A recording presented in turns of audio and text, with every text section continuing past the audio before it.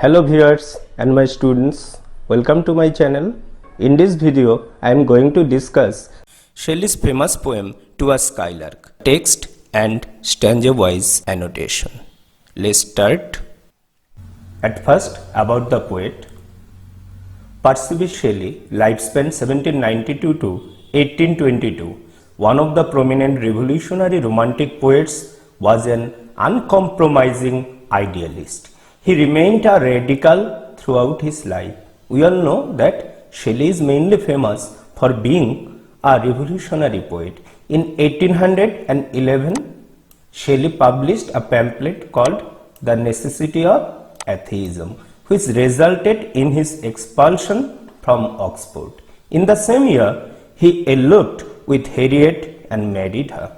Within 2 years, he ran away to Switzerland with Mary, the daughter of famous William Godwin, a social and political reformer. This Godwin is famous mainly for his work and inquiry concerning political justice. Okay. The recognition of Shelley's achievements in poetry grew steadily following his death. That is, Shelley became famous only after his death. Next, on 8 July 1822, less than at the age of 30, Shelley died by drowning in a sudden storm on the Gulf of La Spezia while returning from Leghorn in a small boat. Some believe his death was not accidental, that Shelley was depressed and wanted to die. Several days after, Shelley's body was washed ashore and was cremated on the beach by his friends Byron, Hunt and Trelawney. In Shelley's pocket was a small book of Keats's poetry. Next, about his work.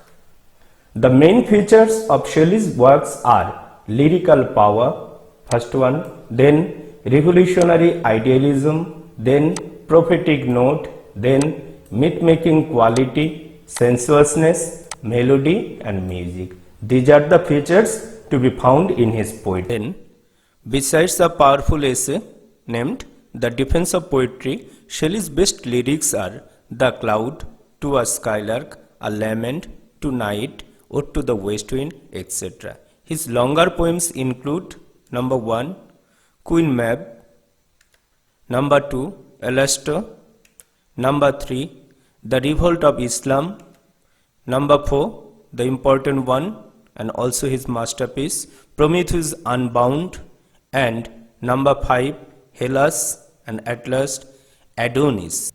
So these are the works of Shelley. About the poem. The poem was composed at Leghorn in Italy in 1820. The occasion was a lovely summer evening when Shelley and his second wife Mary spent a week or two near Leghorn in some friend's house.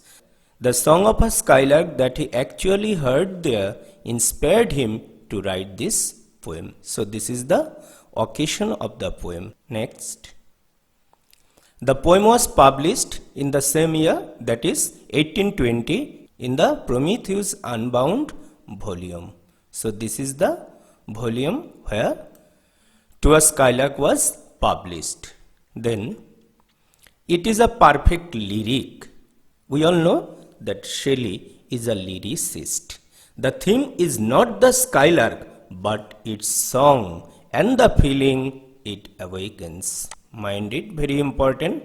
The theme of the poem is not the bird or the skylark, but the song of the bird. This is the main theme, or the feeling it awakens. Then, the skylark is the embodiment of perfect joy. It is, to Shelley, a heavenly being full of joy and happiness, because Shelley doesn't consider the bird as a bird of blood and flesh, but a spirit. That's why it's a heavenly being, unlike the skylark of Wordsworth. Then, the skylark is the symbol of Shelley's longing for the unattainable. Very important. Thus, the concept of the bird is something abstract and transcendental, because such a bird can't exist in reality. It is indeed a power which would enable the poet to create a better regenerated world where liberty, equality and fraternity would blossom. So, it's an inspiration to the poet.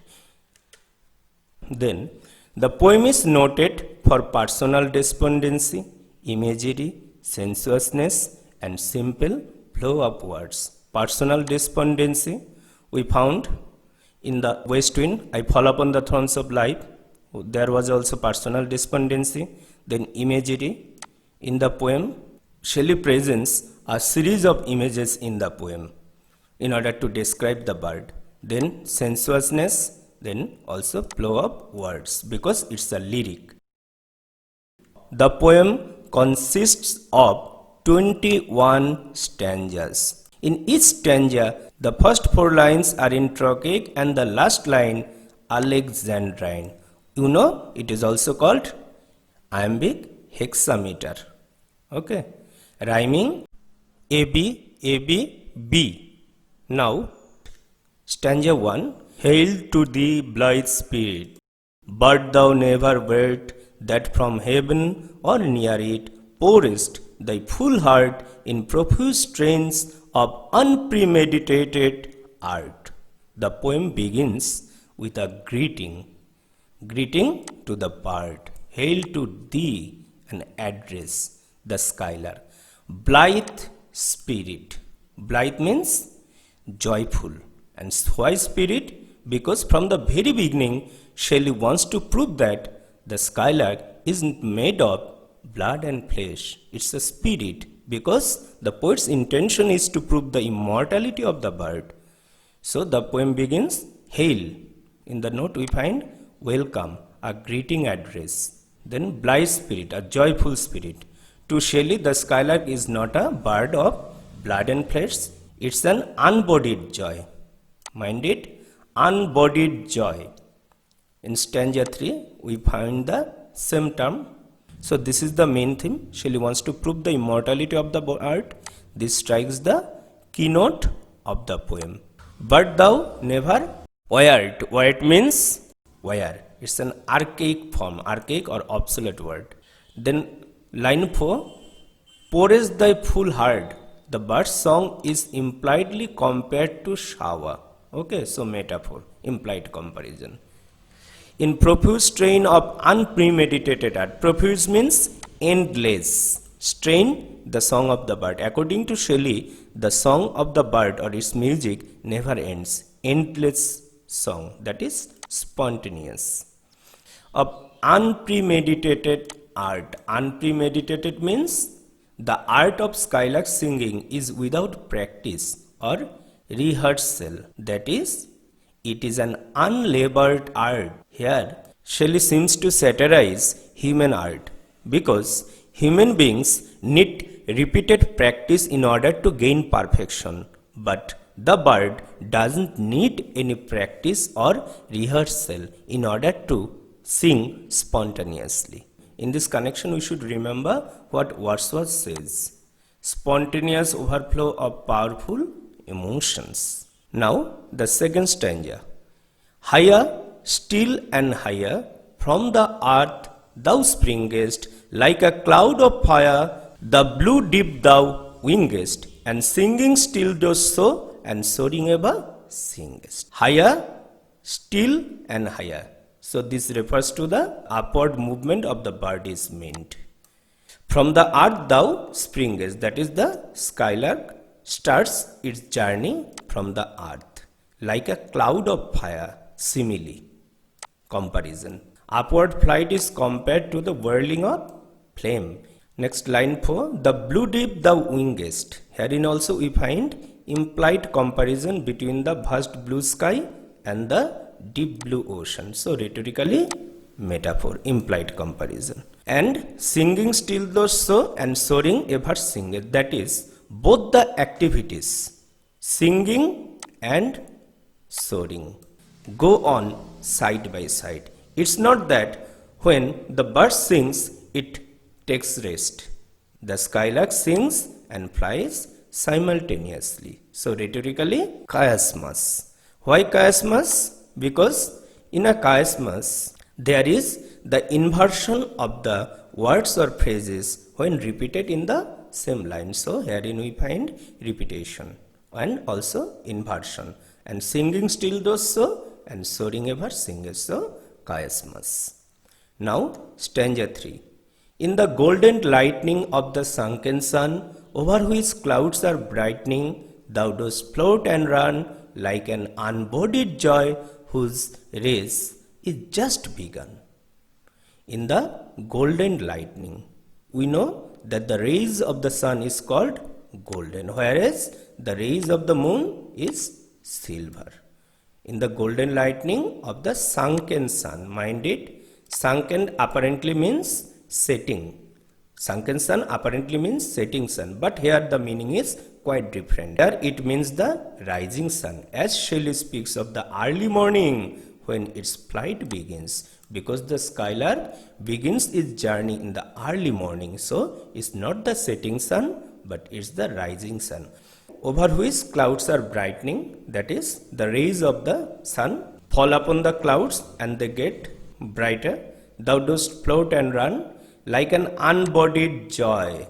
Unbodied joy equal to, as found in stanza 1, unbodied joy equal to blithe spirit. Once again, Shelley highlights the immortality of the bird by making it a spirit whose race is just begun. Race means here journey, run or flight of the bird which starts early morning. Now stanza 4. The pale purple even melts around thy flight like a star of heaven in the broad daylight. Thou art unseen, but yet I hear thy shrill delight. The pale purple even melts around thy flight. That is, the skylark remains in the sky even in the evening, when the fading reddish blue light scatters or seems to melt around it. Okay, that is, the skylark starts its journey in the early morning, but even in the evening it remains in the sky. Herein also we find implied imagery of melting ice. So, metaphor. Line 3. Like a star of heaven. Simile. The skylark is compared to a star in the daytime. Star of heaven. So, clear comparison. Simile. Thou art unseen, but yet I hear thy shrill delight. The skylark rises to such a height in the sky that it can't be seen, but its joyous song gives one an idea of his presence in the sky. That is, the bird is invisible, but its song is audible. This is the main idea. According to Shelley, the bird is invisible due to the dazzling light of the sun, but its song is audible and inspiring. This is the main idea. And in order to explore this idea, Shelley compares the bird to a star in the daytime. During daytime, a star is not visible. Likewise, the skylark is invisible, but the music of the bird is audible. Shrill delight means loud and clear sound which expresses great joy. And in this context, we should remember what Tennyson calls a sightless song. Okay, now stanza 5. Keen as are the arrows of that silver spear, whose intense lamp narrows in the white dawn clear, until we hardly see, we feel that it is there. Keen as are the arrows. Arrows means here rays of the moon or Venus. In the classical mythology, Cupid, the son of Venus, is represented as a hunter with an arrow in his hand. Thus, herein we find classical allusion. Okay, and it also highlights Shelley's myth-making power or Hellenism. The shooting rays of the bright moon are sharp like the arrows. So, rhetorically, simile. As we find as, the word as is used. Then line 3 and 4. Whose intense lamp narrows in the white dawn clear. In the early morning or dawn, we can't see the moon, but we know that it is there. Likewise, the skylark remains unseen. Same idea, the skylark is unseen, but his song is audible. Okay, so comparison is to the moon. In the early morning, we can't see the moon. Likewise, the skylark is invisible, but its song is audible. and until we hardly see, we feel that it is there. The reference may also be to the morning star or Venus. Next, stanza 6. All the earth and air with thy voice is loud, as when night is bare from one lonely cloud, the moon rains out her beams and heaven is overflowed. All the earth and air with thy voice is loud. The whole atmosphere is echoed and re-echoed with the voice of the skylark. Thus, Shelley suggests that the song of the bird is omnipresent. As when night is bare, from one lonely clouds the moon rains out her beams and heaven is overflow. When the moon is hidden behind a solitary patch of cloud, its rays shoot out from behind the cloud and flood the sky. Similarly, the skylark is concealed from human sight, that is invisible, but its songs fill the earth and sky. Same idea, the bird is invisible, but its song is audible. The moon rains out her beams. The beautiful moonlight is compared to a stream flooding from the sky and showering down the earth. Implied comparison, okay? So it's a metaphor. Here the poet's description is graphic and colorful. Again, personification. Why personification? Because the moon is compared to a lady, her. Okay. Now, stanza 7. What the word we know not, what is most like thee? From rainbow clouds there flow not drops so bright to see, as from thy present showers a rain of melody. Here, Shelley frankly admits that he is not confirmed of the nature of the bird, and that's why he is eager to know to what the skylark can be compared. From rainbow clouds there flow not drops so bright to see. Rainbow clouds means clouds just floating over the rainbow, as from thy present showers a rain of melody. The raindrops falling from the rainbow clouds are not so charming and sweet as the shower of melody that comes from the skylark, whose presence in the sky is felt through its music. Same idea, the skylark is invisible, but its presence is felt through music because its song is audible. So once again, rhetorically, simile. Why simile? Because music is compared to shower. And why simile? Because we find the word as. Okay. Next, stanza 8.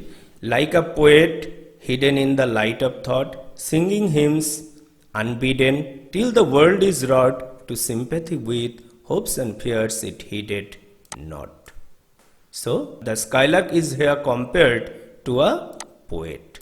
A poet hides his personality in his lofty ideals and thoughts. Likewise, the skylark is invisible, but its song is audible. So, rhetorically, simile, because like. Then line 3, singing hymns unbidden. Unbidden means spontaneous or without labor. We find another reference, seeking inspiration from within, as Sidney writes, look in thy heart and write, because the actual art comes from heart. Likewise, the skylark is an artist, and his art, that is power of singing, comes from within. Till the world is wrought, to sympathy with hopes and fears it heeded not. That is, the people of the earth are inspired after hearing the song of the skylark. Till the people of the world are roused and fail to think the ideas expressing hopes in the glorious future of mankind, and at the same time fear for the present miserable situation of the degenerate world, for which the world cared nothing before. So the song of the skylark is obviously inspiring one. It inspires the people of the world. Next, stanza 9. Like a high-born maiden in a palace tower, soothing her love-laden soul in secret hour, with music sweet as love, which overflows her bower. So herein again we find another comparison. The skylark is like an aristocratic girl. So rhetorically, simile, like is there. In a palace tower, that is, the girl is kept confined in the topmost chamber in her palace. Then soothing her love-laden soul in secret hour. Love-laden soul mind oppressed with pangs of love or lovesick mind, because the girl is lovesick. Here we find the reference to the medieval love story of some princess imprisoned in a palace tower. And last line, with music sweet as love, which overflows her bower. Music which is as pleasant as love. That is, music substitutes love. In Shakespeare's Twelfth Night we find the line, if music be the food of love, play on. So, same idea, music substitutes love.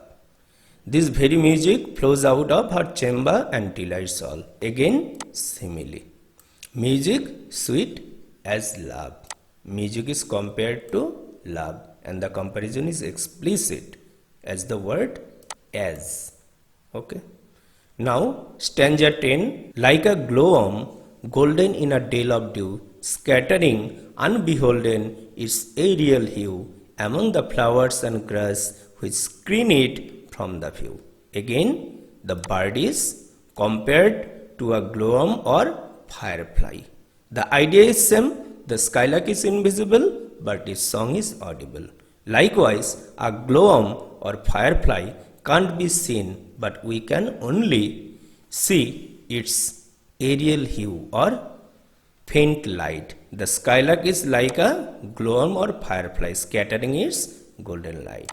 Okay, so again simile, because like. In a dale of dew, a dale or valley covered with dew trees. Its aerial hue means faint light of the firefly, faint light of the firefly among the flowers and grass which screen it from view. Screen means hide, its verb form.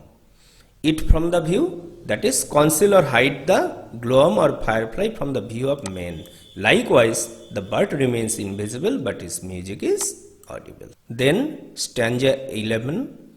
Like a rose embowered in its own green leaves by warm winds, deep flowered till the scent it gives makes faint with too much sweet those heavy winged thieves.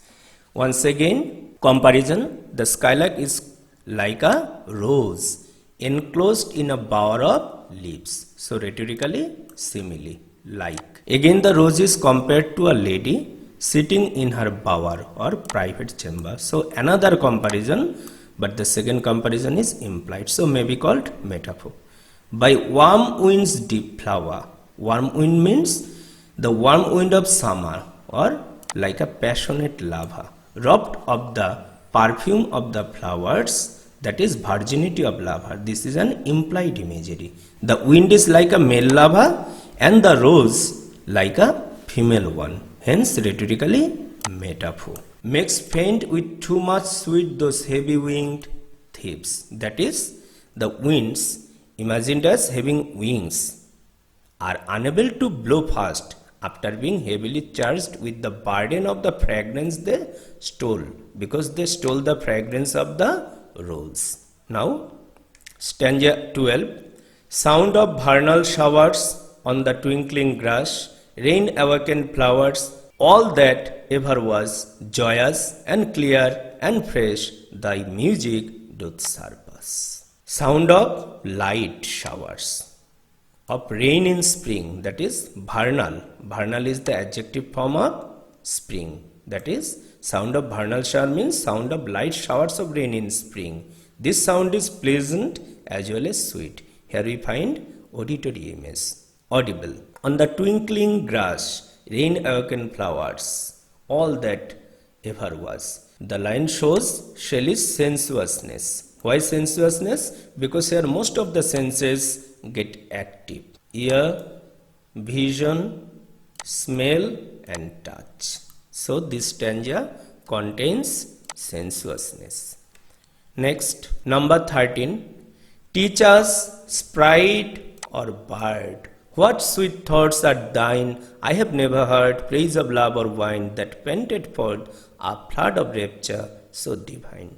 Once again, Shelley appeals to the bird to teach him, to inspire him.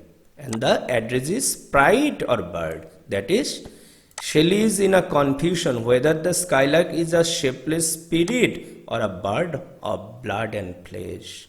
What sweet thoughts are thine? That is, the poet means to say that what pleasant thoughts inspire your song? This is what Shelley means to say. I have never heard praise of love or wine. Praise of love or wine. Praise of love means love lyrics and wine drinking song, or songs in honor of Venus, the goddess of love, and Bacchus, the god of wine, that painted forth a flood of rapture so divine. That is, the song of the skylark is far superior to the songs in honor of Venus as well as Bacchus. Now, stanza 14. Chorus hymeneal or triumphant chant mixed with thine would be all but an empty vaunt, a thing wherein we feel there is some hidden want.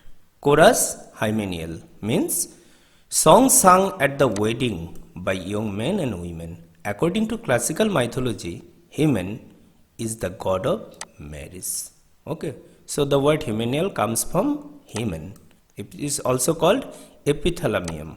Or triumphant chant. Triumphant chant equal to song of victory. Song in celebration of triumph or victories in war. Such songs are also known as epinicion or epinician odes. Empty vaunt means foolish or idle boast. Hidden want, that is some unknown defect which can't be discovered. Now, stanza 15. What objects are the fountains of thy happy strain? Shelley is very much curious to know the sources of inspiration of the bird. What fields or waves or mountains? These are the conjectures of the poet. He conjectures that the sources of inspiration of the song may be fields, waves, or any region of mountains. What shapes of sky or plain? Conjectures. What love of thine own kind? It is the special kind of love for other skylarks that prompts the bird to sing such a delightful song. What ignorance of pain? Once again the poet imagines, or Shelley thinks, that the bird is ignorant of pains and sufferings of this earth, of which human beings are subjected to. So these are the conjectures Shelley made regarding the sources of inspiration of the bird's joyous song. Now, stanza 16. With thy clear-keen joyance, languor cannot be. That is, the skylark's song is pure joy. In the skylark's pure and intense feeling of joy, there is no trace of weariness. Thus, the poet distinguishes the skylark from earthly life, is totally different from human art or human life. Shadow of annoyance never came near thee. The skylark is totally free from any kind of annoyance or vexation. Thou lovest, but never know love's sad satiety. The skylark also loves, but its love does not suffer from the weariness that follows the over-enjoyment of love. That is, the love of skylark is totally different from the love of human beings. Now, stanza 17. Waking or asleep, that is, both in conscious and unconscious state. That is, always in all the condition. Thou, you, the bird of death, must deem things more true and deep than we mortal dream. According to Shelley, the skylark must possess truer and deeper ideas of death than what men possess. Here the poet hints that the bird's idea of death is different from that of man's, as it is not afraid of death. That is why its song is so clear and fresh. The bird is thus like a philosopher. It doesn't fear death. Now, or how could thy notes flow in such a crystal stream? The song of the bird flows with clear, unclouded happiness. Metaphor. Why metaphor? The song is impliedly compared to a stream. So, metaphor. Again, interrogation. The last line is an interrogation. Why? Rhetorical question. Or how could thy notes flow in such a crystal stream? The answer is could not flow in such a crystal stream? So, interrogation. The answer is implied within the very question. Now, stanza 18. We look before and after. Very important. We here means human beings. Human beings look at the past. Before means past with a vain regret, and after means the future with unsuccessful longing. As a result, they ignore the present. We also find the same idea in Shakespeare's Hamlet, looking before and after, and pine for what is not. Human beings long for the things which is not attainable or which is unreal. This yearning leads them to tragedy or sorrow. Our sincerest laughter with some pain is fraught. That is, the happiest moments of men are full of sadness. Shelley means that man is always unhappy and sorrow is his constant companion. And that is why our sweetest songs are those that tell of saddest thought. Our most beautiful songs are those that deal with human sorrow and misery, because human life is full of tragic incidents. And the last line, rhetorically, epigram. Why epigram? Because we know in an epigram there is a contradiction in the apparent meaning of the language or expression used, but there is an inner significance. Here is also we find contradiction, but the inner meaning suggests that human life is a series of tragic incidents. That's why they prefer the songs which deal with sad elements. And the last line also reminds us another thing. In defense of poetry, Shelley himself says, the pleasure that is in pain is sweeter than the pleasure of pleasure itself. So, same idea is expressed here. Now, stanza 19. If we could scorn, hate and pride and fear, the three important shortcomings or weaknesses of human being, Shelley says that if men could avoid these three great weaknesses, that is hatred, pride and fear. If we were things born not to shed a tear, so these are the conditions. If men were destined to enjoy an external lease of happiness without facing any sadness or miseries, I know not how thy joy we ever should come near. Still, the poet isn't certain. Even then, after fulfilling the condition, they could never attain the joy of the bird. Thus, Shelley differentiates the bird. The bird enjoys perfect joy and happiness, unlike human beings. Now, stanza 20. Better than all measures of delightful sound. To Shelley, the Skylar's song is far better than all the exquisite melodies heard by men, better than all treasures that in books are found. Again, the Skylark song is better than all the wisdom found in books. The skill to poet were. According to Shelley, the Skylark is a poet or singer. By the word skill, Shelley means the unpremeditated art of the bird song, the scorner of the ground. Very important. Shelley's skylark is a creature of the sky. It's not an earthly being.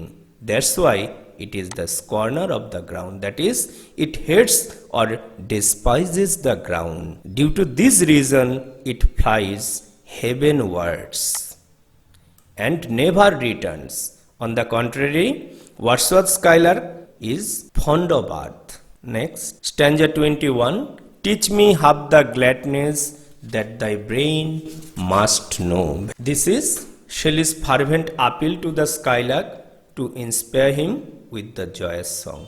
In the poem Ode to the West Wind, the same appeal was made. Make me thy lyre even as the forest is. So same appeal, teach me half the gladness that thy brain must know. Such harmonious madness from my lips would flow. If the poet is able to acquire the secret of the joyous song of the bird, then harmonious madness would flow from his lips. That is, he would be able to sing song of extreme joy. Harmonious madness means song of ecstasy and rapture. Good poetry is said to be the product of harmonious madness. That is, the poet must be possessed by poetic frenzy so that he can compose highly inspired poetry. Great poets like Shakespeare and Coleridge admit it. Plato calls poets mad. So rhetorically harmonious madness, oxymoron. Why oxymoron? Because madness arises out of disharmony. So harmonious madness. And in the poem Kubla Khan, we also find poetic frenzy. In the last stanza, the poet was caught in poetic frenzy. The world should listen then as I am listening now. Very important. This line reveals Shelley's aspiration, or he aspires to be a legislator for the world. He wants to compel the world to listen to and obey him. So, completed text with annotation.